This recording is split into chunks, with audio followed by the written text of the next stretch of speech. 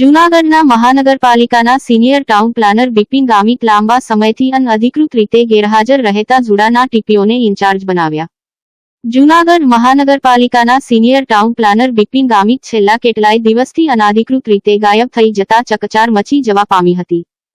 કડિયાવાડની દુર્ઘટના પ્રકરણમાં મનપાના ward engineer Harshad બુવાના જામીનની અરજી કોર્ટે ના મંજૂર કર્યા બાદ ગામિત ફરજ પર આવતા બંધ થઈ ગયા હોવાની ચર્ચાએ જોર પકડેલ અને આ બાબત અત્યંત સૂચક બની ગઈ અને કોર્પોરેશનના માહિતગાર સૂત્રોના જણાવ્યા મુજબ બિપિન ગામિત લાંબા સમયની રજા મૂકીને જતા રહ્યા છે. જો કે આ તેમની રજા હજુ સુધી મંજૂર થઈ નથી, એટલે આ અધિકૃત રીતે તેઓ ગેરહાજર છે અને આમ તે એકાએ ગેરહાજર રહેવાનું પાછળનું કારણ શું છે એ જાણ્યા પછી પણ આગળની કાર્યવાહી થઈ શકે તેવું મ્યુનિસિપલ કમિશનર ઓમ પ્રકાશે જણાવ્યું હતું. આજે જૂનાગઢ મહાનગરપાલિકાની દશા જોઈને આજે જૂનાગઢના ઘણા લોકોના હૈયા પર ધ્રુજી ઉઠ્યા છે. એકાએક જૂનાગઢ મહાનગરપાલિકામાંથી અધિકારીનું ગાયબ થયું, બજારની અંદર એવા આક્ષેપો લાગવા, લોકોની અંદર એવી ચર્ચા થવી, ઘણા પ્રશ્નો ઉભા થઈ શકે છે. અવારનવાર જૂનાગઢ મહાનગરપાલિકા કેમ ચર્ચાની અંદર આવે છે, એક મોટો વિષય થઈ રહ્યો છે, મોટી એક શંકા પર જઈ રહી છે. એકાએક આજના દિવસે જૂનાગઢ મહાનગરપાલિકાના ઘણા અધિકારીઓની કચેરી, અધિકારીઓની ખુરશી પર ખાલી છે, એ ઘણા પ્રશ્નો ઉભા કરે છે. આવનારા દિવસોમાં શું આ બધી બાબતનો જવાબ આ લોકો આપે છે કે શું? હું જાગૃત નાગરિક તરીકે જૂનાગઢ મહાનગરપાલિકાને માત્ર એક જ પ્રશ્ન પૂછીશ કે એકાએક એટલી રજાઓ કઈ રીતે? એમને હાજરી કરી શું કહેશો? હાજરી બારોબાર પુરાય છે, હાજરી બારોબાર પુરાય છે, નથી આવતા ઓફિસમાં, ક્યાં ખાને ગાયબ છે? અત્યારે માત્ર અધિકારીઓ તેની તપાસ કરી શકે છે. માત્ર જૂનાગઢ મહાનગરપાલિકાના અધિકારીઓને માત્ર એક જ પ્રશ્ન પૂછીશ કે જો જૂનાગઢમાં એટલી વાતો થઈ રહી હોય તો શું જૂનાગઢના અધિકારીઓને ખબર નહીં હોય? મહાનગરપાલિકા અધિકારીઓને કોઈ વાતની જાણ નહીં હશે? આટલા કમિશનર કડક છે, શું કહેશો?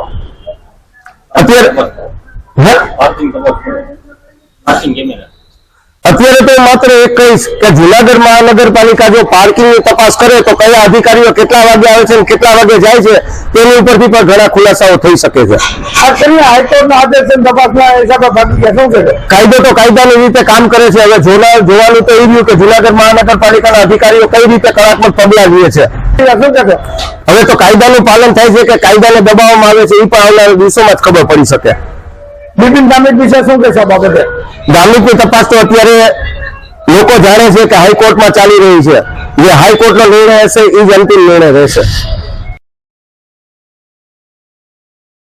જૂનાગઢ શહેરમાં માગનાથ રોડ સહિતના વિવિધ વિસ્તારોમાં મહાનગરપાલિકાની દબાણ શાખાના અધિકારીઓની ટીમ દ્વારા દબાણો હટાવવાની ઝુંબેશ હાથ ધરવામાં આવી. મહાનગરપાલિકા જૂનાગઢની માલિકીની જગ્યામાં જાહેરમાં ન્યુસન્સ કરતાં તેમજ મનપાની જગ્યા પર દબાણ કરી ધંધો કરતાં વેપારીશ્રીઓને જણાવવાનું કે મહાનગરપાલિકા જૂનાગઢની પૂર્વ મંજૂરી વગર ટ્રાફિકને અડચણરૂપ થાય તે રીતે ઓટલા રાખી કોઈ પણ પ્રકારે મહાનગરપાલિકાની જગ્યાનું દબાણ ન કરવું, તેને કારણે મનપા તેની પડેથી દંડની રકમ 50,000 રૂપિયા વસૂલશે. આ પ્રકારના મનપાની જાહેરાતથી વેપારીઓમાં આ દબાણ હટાવવાના કામગીરીને લઈને અને દંડની જાહેરાતને કારણે ફફડાટ વ્યાપી જવા પામ્યો હતો.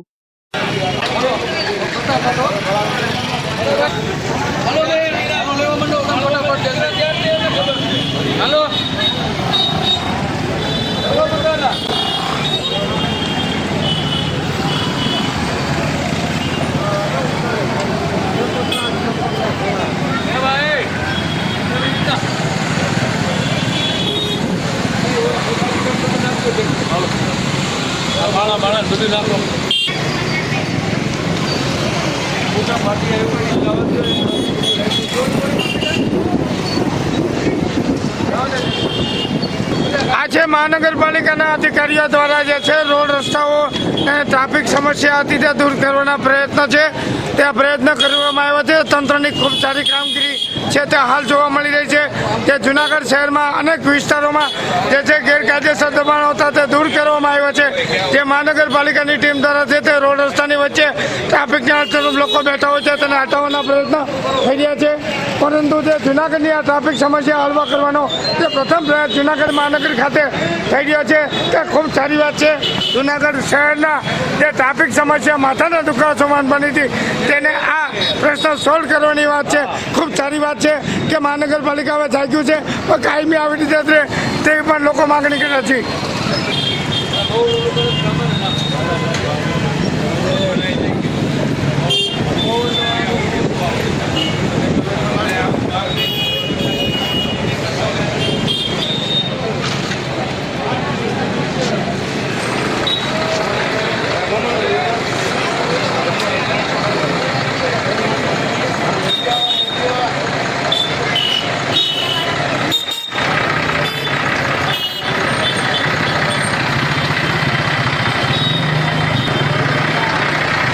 ધમધમી રહ્યા.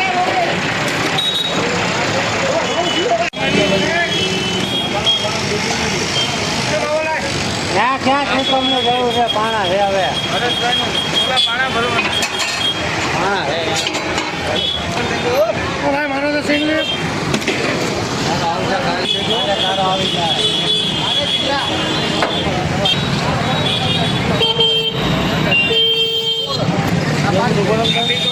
પડે ને ટ્રાફિકમાં આ લોકો ઉભા કેમ કરવા? જો ને અહીંયા બાપુજી ઉભા ને જો ને.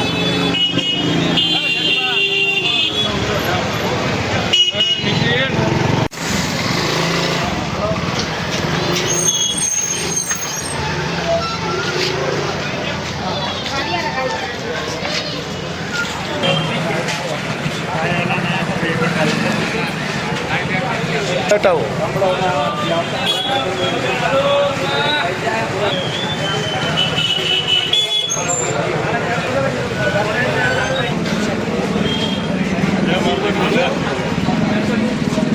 આ ગેરકાયદેસર દબાણો છે તે હટાવવામાં આવી રહ્યા છે.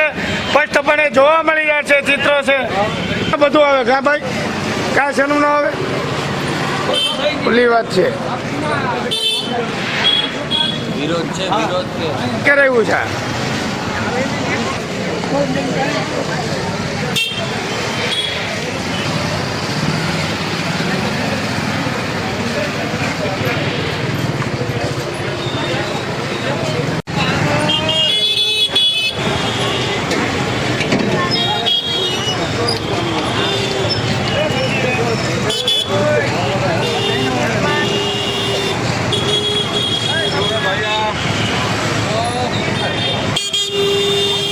આવું જ જોઈએ.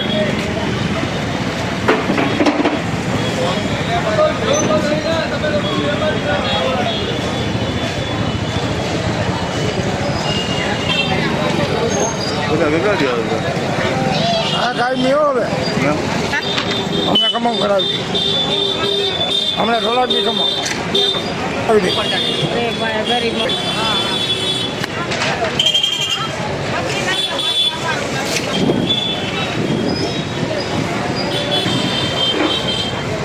ફોટા ફોટા ઉતારા જ કે પછી આવે છે અને આવી ગયું ને જો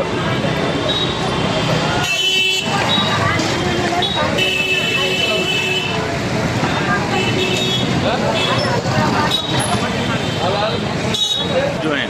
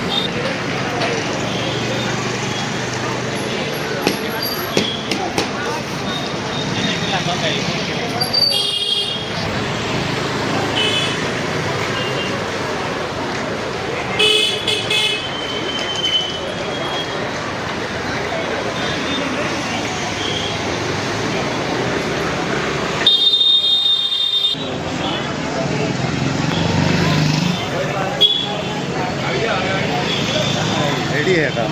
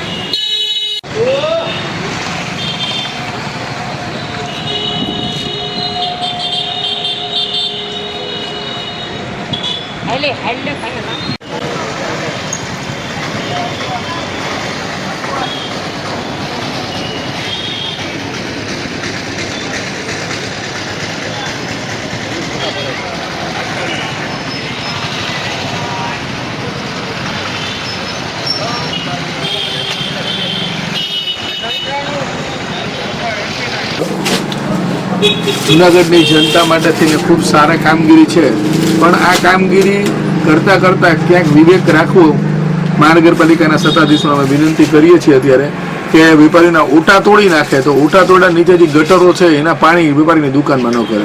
જે વધારાના દબાણો જે છે એ કાઢ્યા, ઝાડીઓ જે મૂકેલી હતી કાઢ્યા, ઝાડીઓમાં લોકો પડતા હતા, એ વાત સાચી છે અને 100% અમે એપ્રિશિએટ એટલે ખુશ છીએ આ કામગીરીથી. પણ ઓટા તોડવા માટે વેપારીઓને પોતાને કીધેલું તોડતા હતા ત્યારે સવારે અમે વિનંતી કરી અમારી રીતે તોડી નાખશું, કારણ કે જે જેસીબી આદિથી તોડવાથી ભૂતકાળમાં જે માર્કેટોમાં ઢગલા મોટે પાણી કરી ગયા હતા એવું ન થાય, અને એ વિનંતીને માન આપ્યું છે અધિકારીઓ અમારી. અને અમે દરેક વિકાસના કામમાં અમે કોઈ પણ જગ્યાએ પીછેહટ કરવા માંગતા નથી. અમે સરકારને ટેકો આપવા માંગીએ છીએ, અમારો ટેકો છે, 100% ટેકો છે. અને પછી પાછી દબાણ થાય એકવાર કુંભકર્ણની નિંદ્રામાંથી 3 વર્ષે નીકળું છે, પણ હું તો કહું હર 3 દિવસે માંગના થોડ પર ચક્કર મારે, કારણ કે બપોરે 4 થી 6 માં પછી જ્યાં જ્યાં દબાણ હટાવીને જ્યાં જ્યાં ખાચા પૂછીને ઓટા તોડ્યા ત્યાં રેકડીવાળા ગરી જાય, ત્યાં શાકવાળા ગરી જાય, ત્યાં ફ્રૂટવાળા ગરી જાય, ત્યાં ગડેરીવાળા ગરી જાય, ત્યાં ગુલ્ફીવાળા ગરી જાય છે, ત્યાં પકોડાવાળા ગરી જાય છે, ત્યાં મને ચારે બાજુ ખાણીપીણીની રેકડીવાળા ઊભા રહી જાય છે. તો એ બંધ થવું જોઈએ. એમ ખાલી દબાણ થકા આજે હલાવી 3 વર્ષે કુંભકર્ણની નિંદ્રામાં 3 વર્ષ જાગે 3 વર્ષ સુવે છે દબાણ થકા, એક દિવસ જ જાગે છે, બીજા દિવસે અમને જોતાય નથી. એટલે અમે કરીએ ને મોસ્ટ વેલકમ અમે આવકારીએ છીએ. કોઈ પણ વસ્તુ જે કાયદાની મર્યાદાની બહાર હોય એને ક્યારેય પણ સારો વેપારી હોય એને ક્યારેય એમ કહેતો નથી કે આ વસ્તુ સાચી છે. અહીંયા લોખંડના પાઇપો મૂક્યા હતા ને ટ્રાફિક થતું હતું, લોખંડના બધા પાઇપો હટાવી લીધા છે, બધા ગાડી ભરીને લઈ ગયા છે. શું કહેશો આ બાબતે? હવે લોકોને શું અપીલ કરો છો? સારું કહીએ છીએ લોકોને, બીજું શું કહેવાનું, સારું કામ થાય છે, કામ કારું કરીને કહેવાનું છે ને સારું કરીએ. અજય રાજભોગ વાલે શું કહેશો? એ તો લાગવગ તો હાલતી જો આજકાલની છે, વર્ષોથી હાલે. કોંગ્રેસનું શાસન હાલ તો કોંગ્રેસી રાજકારણી લાગવગ હાલતી, ભાજપનું હાલે તો ભાજપની. તો પક્ષમાં કામ કરવા જાય તો લાગવગ તો લગાડે, એમાં હું ખોટું છે? તારી લાગવગ લગાડ દો, લઈ ભાઈ હાલ, તને કઈ તકલીફ પડે કેજે, હું કહી દઈશ 2-3 જણાને, મારે રાજકારણી સંબંધ છે. જૂનાગઢ જિલ્લા કોંગ્રેસ સમિતિ દ્વારા માનનીય મુખ્ય નિર્વાચન અધિકારી અને સચિવ સાહેબને પાઠવી માંગ કરી હતી કે છેલ્લા 1 વર્ષથી ખાલી પડેલ 87 વિસાવદરની વિધાનસભાની સીટની ચૂંટણી વહેલી તકે જાહેર કરવી. નમસ્કાર મિત્રો, આજે અમે એક લેટર લખેલો ગુજરાતના મુખ્ય સચિવ શ્રી ચૂંટણી અધિકારીને, ચૂંટણી પંચને કે ભાઈ 87 વિસાવદર વિધાનસભાને ચૂંટણી તાત્કાલિક જાહેર કરવા અમારે આવનારી નગરપાલિકાની સાથે જ જાહેર કરો. કારણ કે કોઈ વાઘ ગુના વગેરેના તમે પરબારા તમારી પોતાની હારને બીકને કારણે તમે ચૂંટણી જાહેર નથી કરતા. કારણ કે સામાન્ય એવી પિટિશન દાખલ કરેલી હોય એ સોગંદનામું ખોટું છે, આવી એક પિટિશન ખાલી હાઈકોર્ટમાં, અને એ પછી એ તો કોર્ટ મેટર સામાન્ય જ વાત હતી, એમાં કોઈ બહુ છે નહીં કાંઈ. છતાં પણ ચૂંટણી પંચને આ બાનું ધરી અને ભાજપ સરકારનું કહ્યાગરું થઈ અને વિસાવદરની ચૂંટણી જાહેર ન કરી. આ કારણથી ખરેખર બંધારણીય રીતે વિસાવદર વિધાનસભાની ચૂંટણી જાહેર ન કરવાનું કારણે પ્રજાનો દ્રોહ કર્યો છે આ સરકારે. અને નિયમ તો એવો હોય છે કે કોઈ પણ ચૂંટાયેલો પ્રતિનિધિ રાજીનામું આપે તો તાત્કાલિક 6 મહિનામાં એને ચૂંટણી જાહેર કરી દેવી, જેથી કરીને એને ફળવાતી ગ્રાન્ટ એના વિકાસમાં વાપરી શકે. કારણ કે તાલુકા પંચાયત હોય, ગ્રામ પંચાયત હોય, જિલ્લા પંચાયત હોય કે વિધાનસભા કે લોકસભા, વિધાનસભા હોય તો એની ગ્રાન્ટ આવતી હોય છે એના આપણા ધારાસભ્યને. 2 કરોડ રૂપિયા દર વર્ષના આવે તો એના અનુકૂળતા મુજબ એને જે વાપરતા હોય. એ સિવાયના પણ નોન પ્લાન્ટ હોય, CR હોય, રોડ રસ્તા હોય, પુલિયા હોય, ગટર હોય, આ એને જ્યાં ડિમાન્ડ નીકળે એ ગમે ત્યાં એ ધારાસભ્ય એના ફાળવી શકે ગ્રાન્ટ એના વિસ્તારમાં. એટલે આ ભેગાથી લગભગ 40 થી 50 કરોડ રૂપિયા દર વર્ષે આવે. હવે તમે કલ્પના કરો તો 5 વર્ષમાં કેટલા રૂપિયા આવતા હશે. આ ટોટલી રૂપિયા આપણો ધારાસભ્ય નથી એટલે એ આપણે ગ્રાન્ટ આવતી નથી, તો આપણા વિકાસના કામ બધા અટકી ગયા. આ બહુ મોટી વાત છે, કલ્પના કર્યા જેવી વાત છે. વિકાસના કામ અટકી ગયા તો શું કરવાનું? કારણ કે પોતાને હરેક વ્યક્તિને મને એમ લાગે છે કે ડાયરેક્ટ ચૂંટણી પંચને તમે લખો, અમે તો લખતા જ હોય રાજકીય રીતે, સમજ્યા, કે ભાઈ તાત્કાલિક અમને ચૂંટણી આપો, કારણ કે અમારો વાક અમારો હક અમને આપો. કારણ કે તમારે ટેક્સના રૂપિયા તમે લઈ જાઓ છો, GST લઈ જાઓ છો, ટેક્સ અમારા વિસ્તારમાંથી અસંખ્ય કરોડો રૂપિયા તમે લઈ જાઓ છો, એ અમને પાછા આપો છો. એમાં કાંઈ તમારા ઘરના તમારા બાપાના કોઈ રૂપિયા નથી, એ એક બંધારણીય રીતે અમારો હક છે. પણ છતાં પણ માન લો કે આવી રીતે પોતાની હારને બીકને કારણે કારણ કે એને ભાજપ સરકારને ખબર છે કે ભાઈ આ વિસાવદર, ભેસાણ, બિલખા, વડાલ પટોજી છે, માખિયાળા આબેલ છે, એ બધા પટ્ટાના માણસોને ખબર, એના વિસ્તારને ખબર છે કે ભાઈ વિસાવદરની પ્રજા ગદ્દારોને કોઈ દી છૂટાતી નથી. યેસુબાપા હોય તો એને પક્ષ પલટો કર્યો હોય કે અન્ય કોઈ પણ નેતા હોય એને પક્ષ પલટો કર્યો હોય, એને સ્વીકારે જ નહીં, એ બધાને ખબર છે. એટલે ચૂંટણીનું આપવાનું કારણ જ એકને એક મુદ્દો છે. એટલે તમે આજે નહીં તો કાલે ચૂંટણી તમારે આપવી જ પડશે, પણ ત્યારે પણ તમે હારવાની તો તૈયારી રાખજો જ. કારણ કે એમાં કોઈ શંકા નથી કે તમારી સીટ આવે, કારણ કે પ્રજાનો તમે દ્રોહ કર્યો છે એટલો બધો. કારણ કે આ બે વર્ષના રૂપિયા તો તમે ગયા, 2024 ચાલે છે, આ 25 આવી ગઈ, 25 સુધી આ 2-3 વર્ષના રૂપિયા કેવડા બધા રૂપિયા તમે નથી દીધા અમારા વિસ્તારને.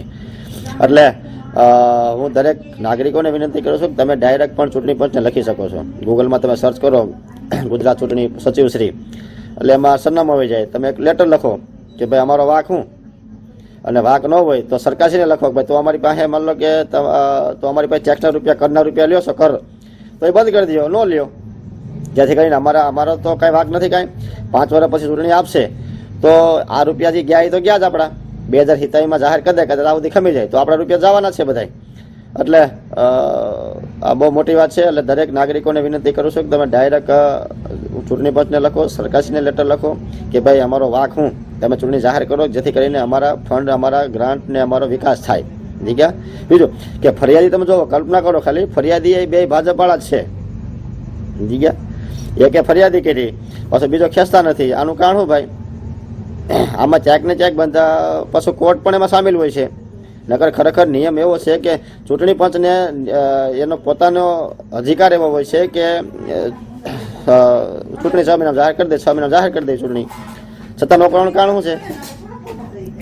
એટલે નકર પછી જેને કરવાની ઈચ્છા હોય એ પણ બોલાય, હાલો ભાઈ કોની અરજી છે, હાલો બોલાવી લ્યો.